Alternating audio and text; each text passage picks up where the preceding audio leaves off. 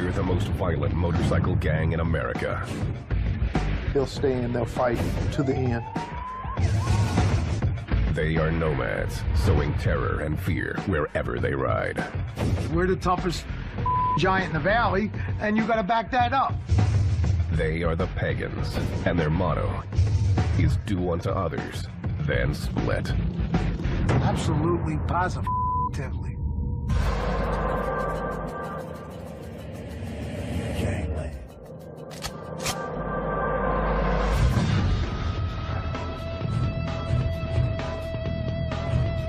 Pennsylvania. From its steel mills to its sports teams. This is blue-collar country, where people have been molded by harsh city streets and a Puritan work ethic. Its largest city, Philadelphia, has always identified itself with tough working-class heroes, like favorite son, Rocky Balboa. Philadelphia has a reputation of being a tough town. You know, their fans are tough. They like to see their sports teams win, and when they don't, they're not happy. The city of brotherly love can be anything but. The criminal underbelly of Philly has always been evident. Jimmy D, who's ridden these streets as a pagan, knows it well.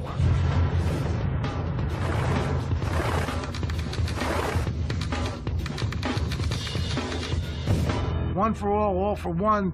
Let's die together, let's fight together, let's together. That's the bond. The motorcycles and the brotherhood. Everything that comes after that comes after that. For 10 years, Jimmy D and the Pagans ran Philadelphia with brute force. It's always been pagan territory, always been their turf. They've always let other biker organizations and biker gangs know that this is our place. The Pagans are a one-percenter club that proudly proclaims its outlaw status. 99% of the people in this world live by society's rules, obligations, and socially accepted behavior. 1% do not. 1% are outlaws. The world, this is what we live by. This philosophy has led them to become the most secretive and nomadic of the large motorcycle gangs. They don't have national or chapter clubhouses. They don't like law enforcement to even know where they're from, opting to forgo patches representing their home state. What they have is 300 to 400 members. The Pagans' territory can be found in states like Pennsylvania, New York, Ohio, Maryland, and Virginia. Their sheer brutality often makes up for being outnumbered. What defines them is their propensity to do violence. They're a very violent group. They're a nomadic group. They are to themselves quite introverted as a gang. A lot of antisocial behavior. The Pagans have been linked to assaults, theft, and extortion, as well as weapons and drug trafficking. From menial bullshit, nothing, to murder.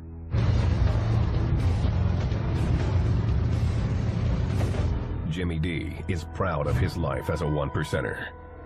He joined in 1972, giving up a college football career to pursue an outlaw lifestyle. What happened was I was working in a gas station at night when I was going to college.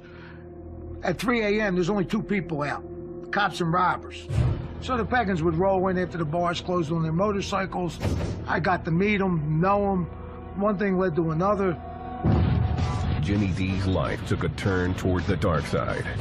That's when he developed what he calls his jacket.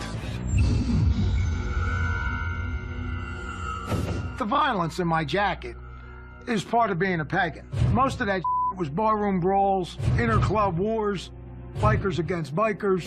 All of that is part of being a pagan. That's everyday life. Bottom line is, you don't take crap from anybody. Denny asked to have his identity concealed.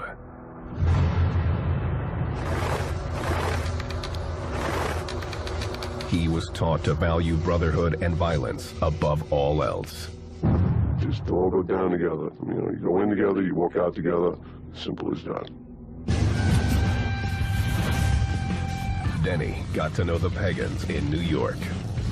If you want to ride on Long Island, and wear a patch, you were pagan. That was it.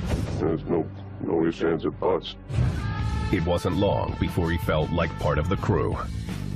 I got to here and there, and they always had my back. I'd have their back, whatever, so it worked out good. Denny joined in the early 90s. His sponsor made sure he knew who his enemies were from the day Denny swore his oath.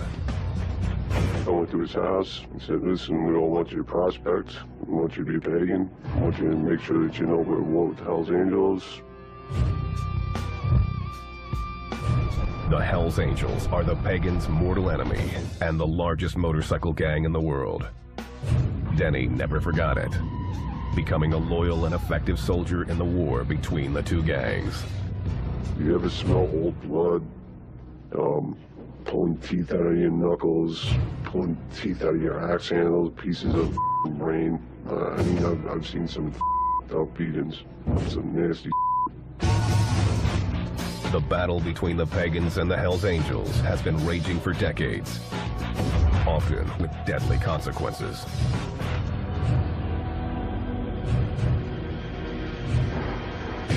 February 23rd, 2002, Plainview, New York. The Pagans gathered at a bar called Diamonds.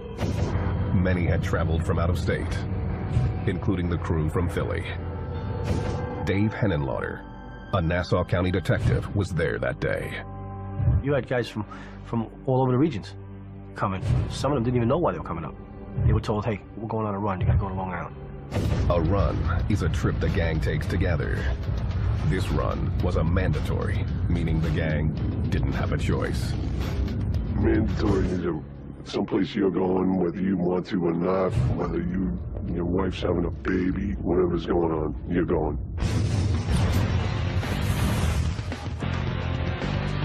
When the Pagans arrived, they were told to get ready to do battle with the Hells Angels. Their enemies were holding a tattoo and motorcycle convention called the Hellraisers Ball at a nearby convention center. This was the first event that the Hells Angels had sponsored in Nassau County. The Pagans felt it was an insult for the Angels to be holding an event on Long Island, a pagan stronghold. They wanted revenge and knew they'd have to pay a price to get it. Some of these guys wrote their wills. They wrote wills on napkins. One guy, he left his motorcycle to his daughter. You know, so these guys prepared themselves because they didn't think they were coming back. The Hellraisers Ball was open to the public, meaning there were plenty of women and children mixed in with the gang members. Henenlotter was doing surveillance at the event. I was in there with a camera. I was in there like a regular civilian, taking photographs. This man, Detective Smith, asked to have his identity concealed. He was working undercover with the New York State Police at the event. There were more than 300 people, and outside there were several hundred or more. Everything was real calm. There was no problem until Pagans showed up, and all hell broke loose. Henenlotter was outside in the parking lot when the altercation started. When the Pagans came up, they parked their cars along here, and they got out and they walked up here. The Pagans knew it was on because they all came out with clubs. You see them walking in with their axe handles. Detective Smith saw the first pagan come through the door. I hear this roar, and then within a few seconds, this pagan, well over 6 foot, well over 300 pounds, is yelling. He had in his hands a piece of lumber, not a finished axe handle or a 2x4, just a big stick. The Pagans began pushing their way through the front door, armed with everything from axe handles to Uzis, to metal pipes and knives. Detective Smith noticed a Hells Angel preparing to defend himself. He produces a small semi-automatic pistol. The scene erupted into a full-scale war. When the Pagans go to take care of business, they go to take care of business. Repercussions don't matter. Results don't matter. It's brotherhood.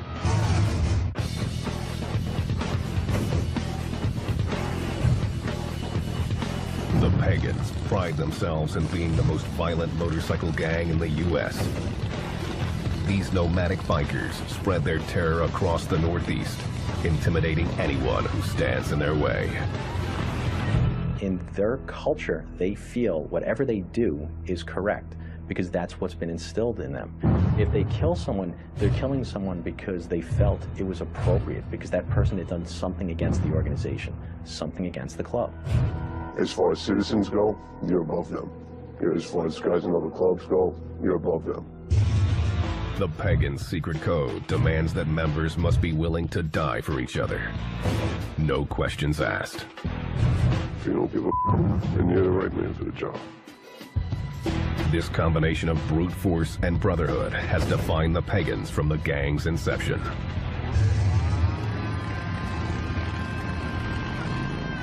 The origins of the club are unclear to outsiders. Some say it started in 1959 in Maryland and claim it was geared to racing motorcycles. The focus didn't last. When we talk about outlaw motorcycle groups, we say gang. While they may have started in the 50s and the 60s as riding clubs, they did progress into traditional organized crime. For the Pagans, the change took place in the mid-1960s under the club's second president, Fred Dutch Burhans. Members credit him with making the Pagans what they are today. The president when I started was a guy named Dutch Burroughs. His policy was kill them all. Dutch expanded the club, founding a half-dozen chapters in Virginia and Maryland. The early members wore swastikas to scare people, but claimed racism was never a part of the Pagan code. At one point I wore a swastika. It's the power of fear. It's part of getting the public's attention. Don't get me wrong. There's racists in the Pagans. There's racists everywhere. During the early 1970s, Jimmy D and his brothers loved nothing more than riding, partying, and sleeping with as many women as possible. If there wasn't group sex, I never would have joined the Pagans. It was one big orgy. Everybody get naked and jump in a pile. The Pagans, led by Dutch, expanded north into Pennsylvania and forged an alliance with another outlaw biker gang known for violence, the Sons of Satan. The club's leader was John Vernon Marin, aka Satan. Then, in 1975, Dutch was shot and killed in a domestic dispute in Virginia. Satan folded his gang into the Pagans, and Philadelphia became their headquarters as they slowly took over the city. There was a club called the Dragons. There was a club called the Warlocks, the Breed, the Wheels of Soul, the Thunder Guards. These were all clubs in Philadelphia. The Pagans shut them all down. The Pagans' violent nature took root, and they became known for their quick tempers. You'd be in a bar and one of your boys will get into some shit and you don't know what it's about. You do that and you take care of it. To finance their way of life, the gang got into the drug trade, focusing on methamphetamine. The Pagans control the meth in Philly, always have, always will. Jimmy D knew meth was the key to the gang's continued growth, as evidenced by this surveillance photo, taken of him dealing just 2 weeks after his initiation. Meth is the key drug of most motorcycle gangs, most bikers. It keeps you up, makes you party longer, makes you ride longer. The gang revered those running the drug trade, but the true power lay with the man behind the scenes. The Pagans all worshipped them, looked up to them. What they said went. But the guy behind them was the cooker. The guy who made the meth called all the shots. The Pagans' cooker was an outsider who they called a citizen. Before me, the club dealt with citizens, non-club members. They were the ones making the meth, actually mob guys. I learned off of a guy named Rock and Roll. He was a meth cooker. He was hooked up with the mob. He was at the time the best. Jimmy D knew it was time to make his move. I saw where I wanted to go. I just started climbing.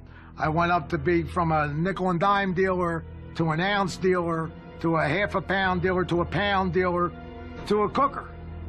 In 1979, Jimmy D became the Pagans' Philly cooker. We made Pagan purple. All the meth I cooked was purple. The purple is meth at its purest. To optimize profit, the Pagans' board of directors, known as the Mother Club, cut the drug before selling it on the streets. I cooked the meth, Mother Club got the pure meth. Then Mother Club would cut the drugs as they felt and distribute it through their presidents, which went through the rest of the chapters and on down the line. It went from purple to dark pink to light pink to pure white, because cut is white. And every time you cut it, it got lighter and lighter and lighter. The Pagans' secretive ways meant that only Jimmy D, the cooker, knew just how pure the drug was and what it was cut with. Mannitol, it's a baby laxative. And the best part is, people used to do a line snort, a line of meth, and have to go to the bathroom. And when they went to the bathroom, they would come out and go, man, that's good stuff, I had to go to the bathroom. Little did they know it was because they were doing baby laxative. The Pagans cornered the meth trade in Philly. It fueled the gang's growth up and down the East Coast. Due to the gang's oath of secrecy, it's difficult to put exact numbers on the Pagans' size. At the height of their power, the Pagans had 900 members and 44 chapters spread from Pennsylvania to South Carolina, making it the nation's 4th largest motorcycle club. With the size came inevitable conflict with other big outlaw clubs, especially their arch rival, the Hells Angels. The Hells Angels are, the Mercedes of the outlaw biker world. The Hells Angels is probably the top outlaw motorcycle gang in the United States. It's one of the largest, if not the largest, and the Pagans being one of the strongest. But in terms of structure and the criminality that they do, they're pretty much equal there. The Hells Angels were used to getting their way, but found the Pagans could care less. No matter how outnumbered the gang was, they would always throw down. If there's Hells Angels and Pagans, they're gonna fight. So if it's just Pagan and Pagans, sooner or later, one of these two guys is gonna end up getting into a fight with each other. So we just like to fight. The Pagans didn't stop at taking on other motorcycle gangs. In 1981, the biggest gang in America, the Italian Mafia, demanded a piece of the Pagans' drug trade. Nicky Scarfo was the boss of the Philadelphia mob. At some point, he decided that we were going to pay a street tax to the mob to be allowed to deal drugs in Philadelphia. He lost his mind when he thought that he could shake down the Pagan Motorcycle Club for street tax. The mob was tired of the Pagans' refusals and trying to pressure the gang by kidnapping a drug supplier. Jimmy D responded swiftly. I then got my crew together from my chapter, went down, and started kidnapping their people. On February 26, 1981, Jimmy D kidnapped 2 made men. In a show of power, he forced them to drive through downtown Philly. We get to Broad and Walnut. The driver, I got a .45 to the back of his head, looks across the street, and there's 4 or 5 cops having coffee. He says to me, if you're gonna shoot me, you're gonna shoot me now. Pulls up on the sidewalk with the cops, thinking they were gonna protect him. Got out of the car and started running. Jimmy D was not impressed and showed no mercy. I got out of the car and shot him in front of the cops. The mobster lived to tell the tale, and Jimmy D was arrested. But his stint in jail would be short-lived. Philadelphia was very corrupt. We had a lot of people on the payroll. I wind out getting out of jail on $750 bail for a shooting in Center City downtown. His payoffs of the Philly PD meant it would be a year and a half before the case ever went to trial. The club's war with the mob would continue. But according to Jimmy D, the Pagans never paid tax while he ran the gang.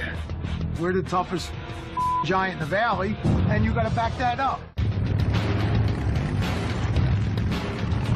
The Pagans motorcycle gang has built a criminal brotherhood based on violence and drug dealing. They've stayed secretive and exclusive, maintaining their hold over their territory with their own set of laws. Pagans live by pagan rules. Don't want to be judged.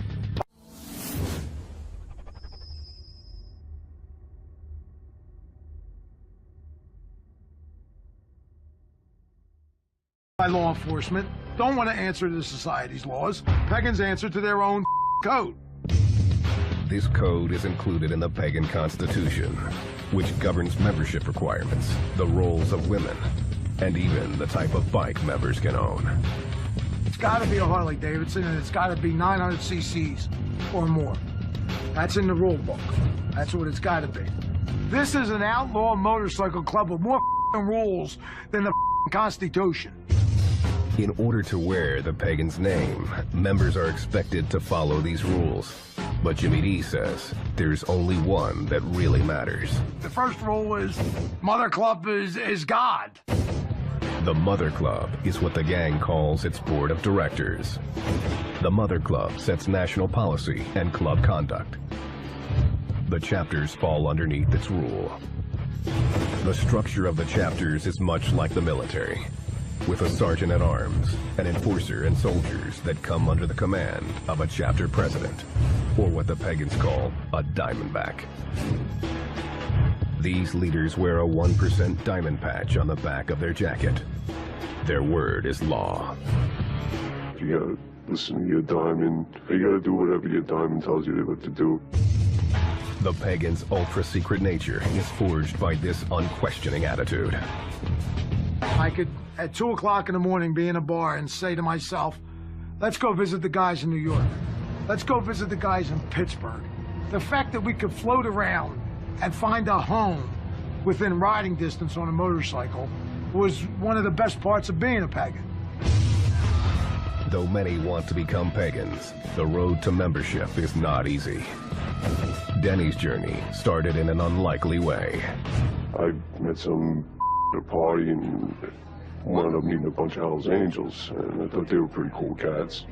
The Hells Angels asked Denny to join. His membership in the gang didn't go as planned. I was at a party a couple years later, and this angel tried to the chick I was with, and I wound up getting into a fight with him. I actually beat his ass, but then I got my ass beat by the rest of them. So I said, the Hells Angels, and I started hanging out with the Pagans. Denny liked the Pagans' rebellious and extremely secretive ways. He decided to become a prospect.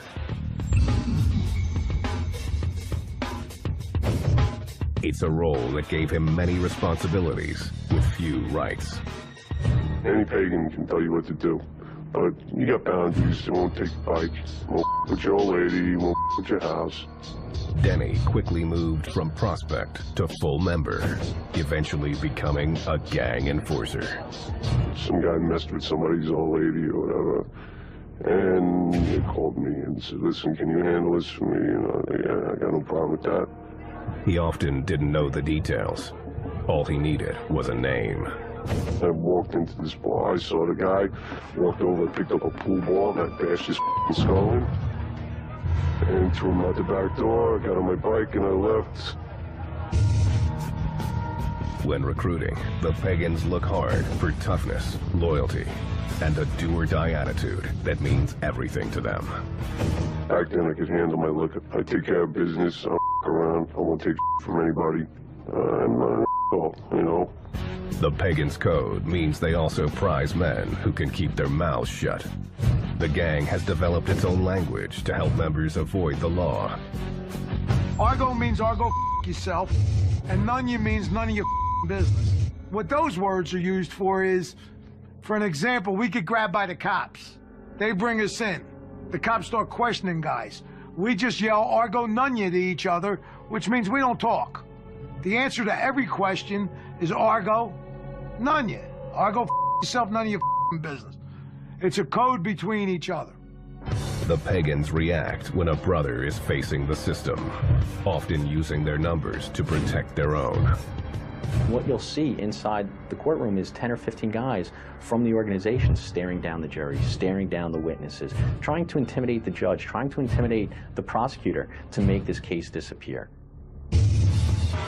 The Pagan way also extends to the women who hang out with the gang. They aren't allowed to be members and are considered property of their men. Women have a property patch, if they're lucky enough to have a property patch.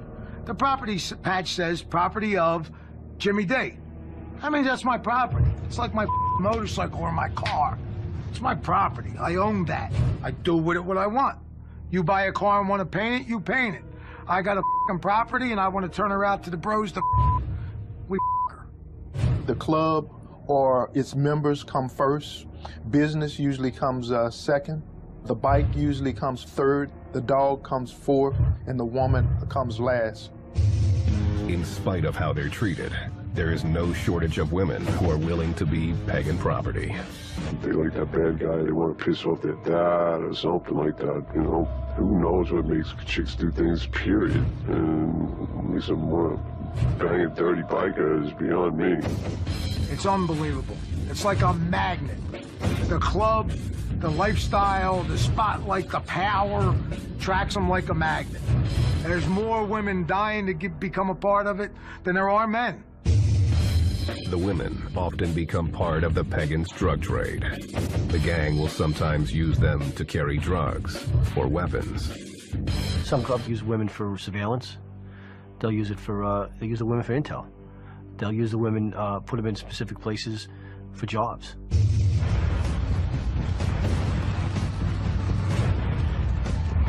The Pagans take extreme pride in their club colors. That jacket means more to them than their family does. You get on your bike when you got your colors on you with 30 or 40 guys. Everybody's riding two abreast, and cars are getting out of your way, and there's nothing stopping you. It's like having an extension of your, you know. Their logo is on the center patch of their jackets.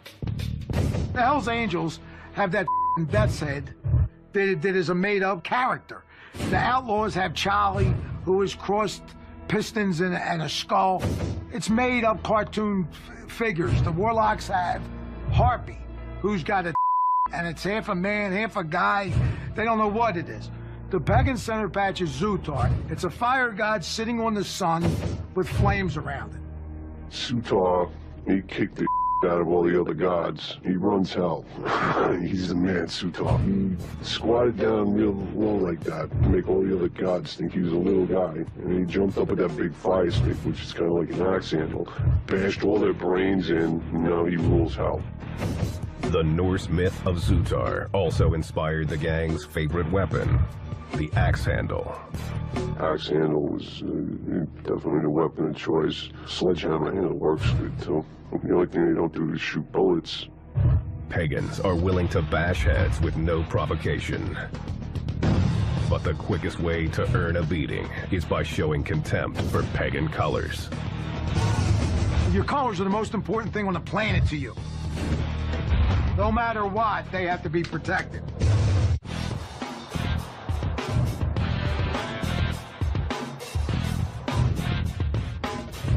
In Philadelphia, the Pagans Motorcycle Club rules through a brotherhood of violence.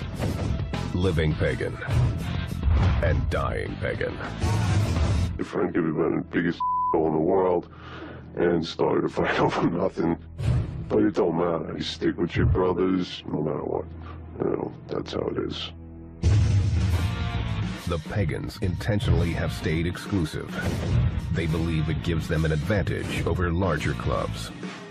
When I was a pagan, I knew every pagan.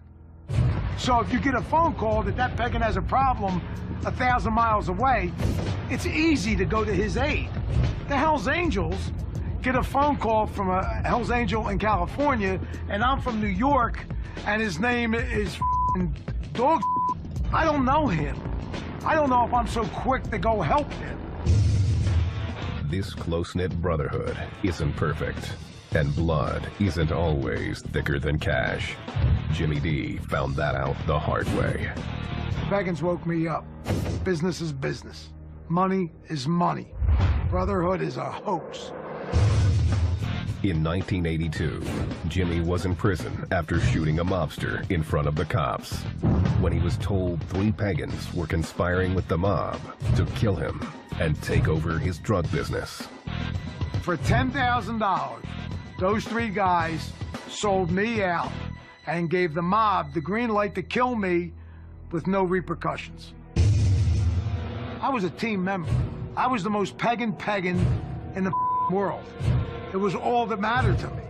To find out that my bros, my people, gave me the up to be killed by them suckers was more than I could deal with. Jimmy D made a decision. He turned on the men who had already turned on him, providing federal authorities with damaging details about the gang. I rolled over on every pagan. If they didn't give me up, I'd still be a pagan today. I would have went to prison and kept my mouth shut and came back out in good standing. Them giving me up caused me to do what I did. The feds used Jimmy D's information to begin building powerful cases against the Pagans. The Pagans had 2 major RICO cases that devastated the leadership of the organization, that specifically targeted the Mother Club members of the organization. By the 1990s, the gang was falling apart. In 1998, Denny became one of the casualties. All of a sudden, one day at 6 o'clock in the morning, you got about 100 feds and ATF guys banging on your door with all putting laser sights on your face. No one's going for the leg shot. Everyone wants that head shot. So kind of throws a turd in the punch bowl. Denny's pagan brothers had turned state's evidence. He was sentenced to more than 10 years in prison for conspiracy. You know, you're supposed to view all these big badass brothers and all this. By the time we got to the courthouse, all your bros, they went for themselves. Everyone saved themselves. While the Pagans were crumbling, their biggest rival, the Hells Angels, were moving in on their turf. By 2000, the Angels had established footholds in New Jersey and New York. When they tried to move into Philly, the Pagans knew they had to make a stand. It laid the groundwork for one of the biggest gangland battles in history.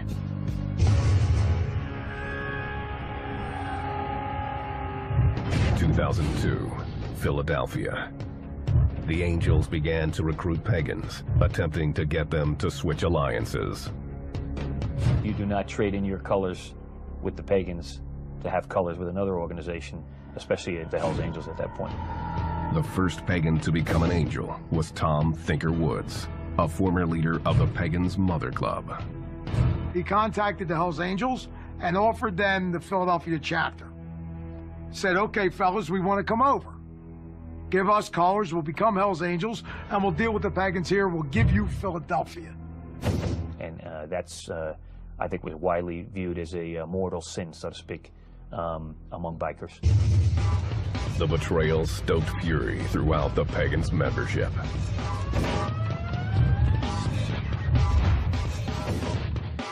In February 2002, the Hells Angels sponsored the Hellraisers Ball on Long Island. The Pagans believed that the traders from Philly would be there. The decision was made to teach them and the Angels a lesson. There's this call for Pagans from various places, including about 3 dozen from Philadelphia, to go up at that Hellraisers Ball and basically take them on.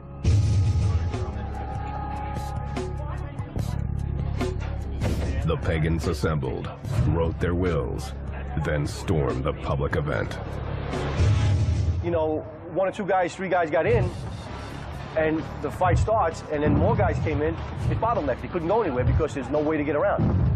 The revolving door at the entrance was the Pagans' downfall. Only a few members made it inside, and the Angels opened fire immediately. As much as they seemed like a barbaric horde, they were effectively shut down right there. One Pagan was shot dead on the spot. This undercover agent was standing right behind the Hells Angels shooter. Outnumbered, he had little choice about what to do. If I would have drawn down on this shooter, I'm sure that every weapon in that place would have been turned at me. Over 500 assorted weapons were found in the venue. They didn't care that civilians were around. The Pagans had come in with brute force and no escape plan. Most were caught by police in the parking lot. Some escaped, but were caught on nearby streets wearing their colors. In total, 73 Pagans were arrested. 2 Hells Angels, including the shooter, Raymond Dwyer, were also taken into custody. Dwyer was charged with second-degree murder, a charge that was dropped in a plea deal. He ended up serving a year in jail on a related weapons possession charge. The Pagans still claimed victory. They showed up, went to Long Island, and thrilled them.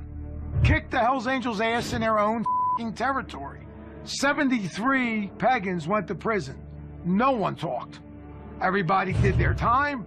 They went there for club business, and they all came f***ing home.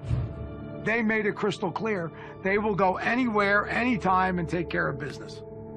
The war was far from over, and the Hells Angels were hell-bent on revenge. In March 2002, a Pagan-owned tattoo parlor was firebombed in South Philly. Police suspected it was a retaliation attempt by the Angels.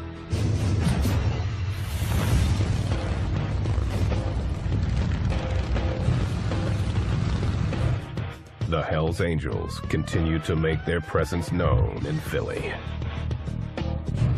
There were a lot of rumors that they were opening a clubhouse, and then bam, it was there. They had a few parties and things like that.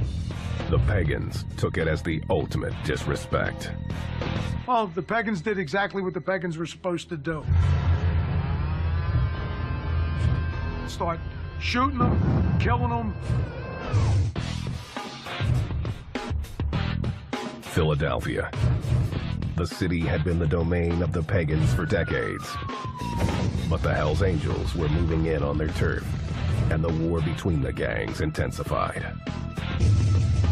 In 2005, the Pagans took the battle to the extreme and murdered the Hells Angels Philly chapter president, Tom Thinker Woods. He was one of the original Pagans who had left the gang for the Angels.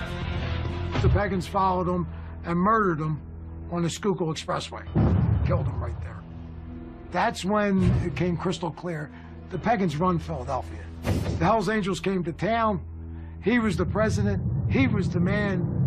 The Pagans killed him dead. No one has ever been arrested for the crime. The brazen murder was enough to cause the Hells Angels to concede Philly to the Pagans. The word in the intelligence community was that guys were getting concerned about the level of violence, the amount of heat and trouble that came with it. Wasn't worth it. I have never seen the Hells Angels run out of town or any major city like that, like the way it occurred here. They just folded up shop and went away.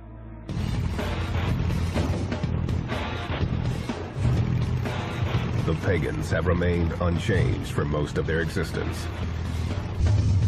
Violence continues to be their trademark. Just seeing some horrible beatings. You see somebody get hit in the head multiple times with axe handles, and they just never gonna look the same. Unlike the Angels, the Pagans never went for size. Their secret nature keeps them underneath the radar of law enforcement. Today, the Pagans are rebuilding, trying to recruit new members to replace those lost in the battle with the Angels. The Pagans have, over the last 10 years, been in trouble. Other organizations are banging on the door of the Pagans to be as dominant, the Mongols, the Warlocks, I don't see them relinquishing that, not to other rival gangs no time soon. They'll stay and they'll fight to the end. I don't see them turning tail and running. The Pagans have also tried to clean up their image. Jimmy D says it's a cynical ploy. Now, they want to do good. They want to go ride in the front of the pack and go do Toys for Tots at Children's Hospital. What a bunch of bull. We're 1%ers. We're outside the law. We're not do-gooders. A great deal of my friends are either in prison for life or dead, building the name of the Pagans, being bad guys. If the Pagans stay secretive, Jimmy D sees plenty of opportunity to build up business and recruit new members, especially while authorities are occupied with more pressing concerns. The government is spending so much money on Homeland Security. After 9/11, they've given the motorcycle groups a green light. Now's the time to do it. All the money's donated to 9/11 and Homeland Security, and the fellas are running wild. If this took place during my era, I'd be a multi-gazillionaire. Jimmy D was put on the gang's hit list and says he's done with the Pagans. I washed my hands with the club. I couldn't even look at them when they did that to me. Denny also felt betrayed by the club. I got home from jail and stayed away from the law. It says that I'm not allowed to have contact with anybody for the rest of whatever, so I'll stick with that. So it's by my own choice, you know, I just walked away. He says the way it ended still bothers him. You build up this thing that's, it is what it is, and then a couple of rats gnaw the balls off it, that's gonna kill you. You know, it's gotta screw with your mind somehow. Those who remain Pagans will always live by their own code, no matter what. They will always be bad, they will always be insane, and they'll go to extreme limits to do what they want.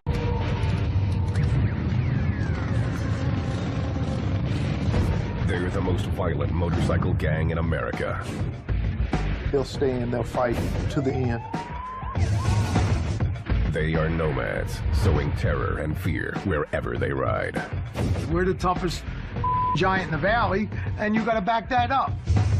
They are the Pagans, and their motto is do unto others, then split. Absolutely, positively.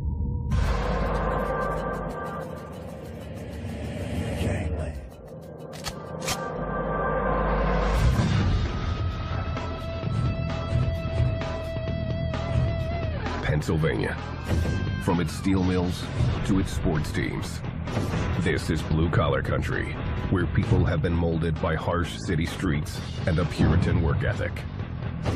Its largest city, Philadelphia, has always identified itself with tough working-class heroes, like favorite son, Rocky Balboa.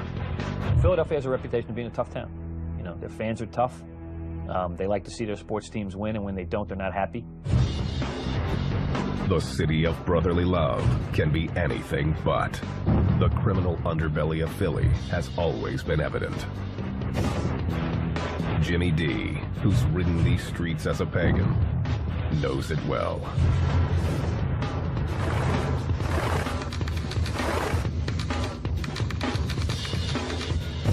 One for all for one.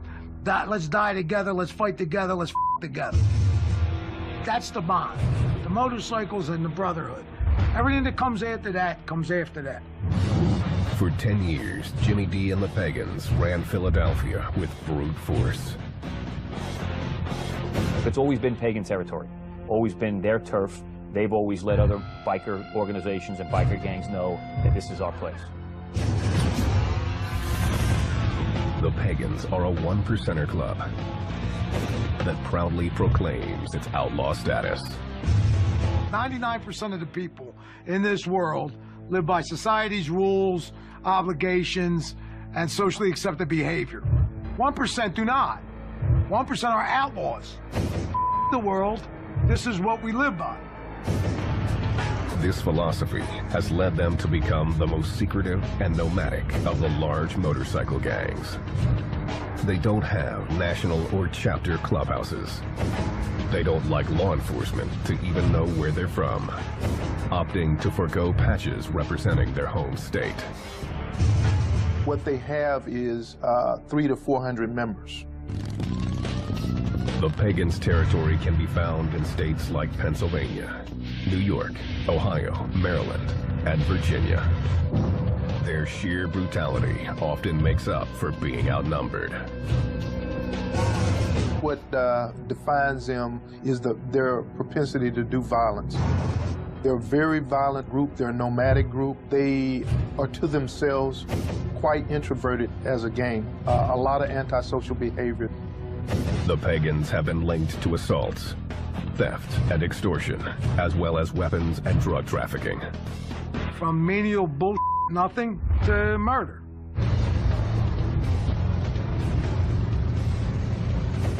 Jimmy D is proud of his life as a one-percenter. He joined in 1972, giving up a college football career to pursue an outlaw lifestyle. What happened was I was working in a gas station at night when I was going to college. At 3 a.m., there's only 2 people out, cops and robbers. So the Pagans would roll in after the bars closed on their motorcycles. I got to meet them, know them. One thing led to another. Jimmy D's life took a turn toward the dark